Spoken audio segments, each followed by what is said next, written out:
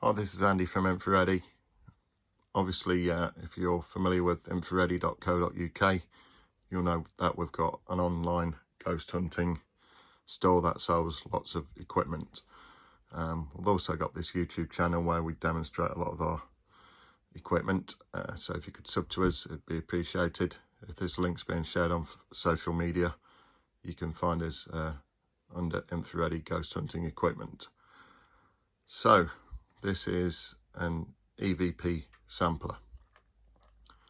So it's got a variable speed control on the side, which needs to be set upright to start recording.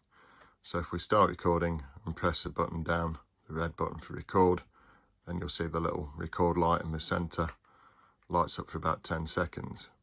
And then so if we start recording and press I can the button replay down, that the red button for record, set at normal speed. So I can also press and replay the EVP. So if we start recording and press the button down, the red button for record, And I can also record, adjust the speed. So you can actually try and record with the sample rate set higher. So if they do that, you'll get an example of that now. So I'm just recording and I can just talk into the microphone. So if they do that, you'll But the only thing then, it'll speed up. And then if I record at the opposite end of the spectrum, then you'll get a very, very short sample.